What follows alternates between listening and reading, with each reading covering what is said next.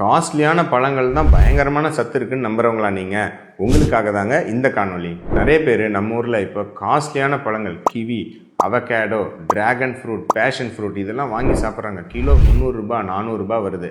ஆனால் இதில் நிறைய சத்துக்கள் இருக்குன்னு நம்புகிறாங்க. பார்த்துருவாங்க. ஸோ கிவி பழம் நிறைய பேர் வந்து பார்த்திங்கன்னா விட்டமின் சிக்கு சூப்பர் அப்படின்னு சொல்லுவாங்க. ஸோ கிவியில் 100 கிராமில் உங்களுக்கு கிட்டத்தட்ட 90 மில்லிகிராம் விட்டமின் சி இருக்குது. ஆனால் இதோட விலை 300-400 ரூபாய் கிட்ட. ஆனால் அதே அளவு நம்ம சாதாரண கொய்யாக்கால 100 கிராமில் 220 மில்லிகிராம் விட்டமின் சி இருக்குது. கிலோ ஒரு 50 ரூபாய் 60 ரூபாயில் சூப்பராக நம்ம நாட்டு கொய்யால விட்டமின் சி கிடைச்சிடும். அடுத்தது டிராகன் ஃப்ரூட்டில் பயங்கரமான நீர்ச்சத்து இருக்குன்னு சொல்கிறாங்க.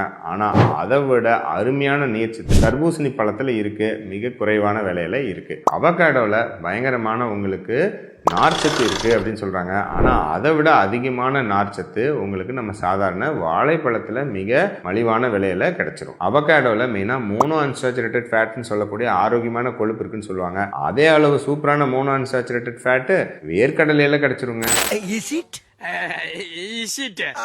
பேஷன் ஃப்ரூட்ல 100 கிராம்ல 1200 யூனிட் வைட்டமின் ஏ சத்து இருக்கு. சூப்பர் தானே அப்படின்னு நீங்க நினைக்கலாம். ஆனா அதே அளவு கிட்டத்தட்ட 1000 யூனிட் வைட்டமின் ஏ நம்ம சாதாரண பப்பாளி பழத்துல சூப்பரா இருக்கு.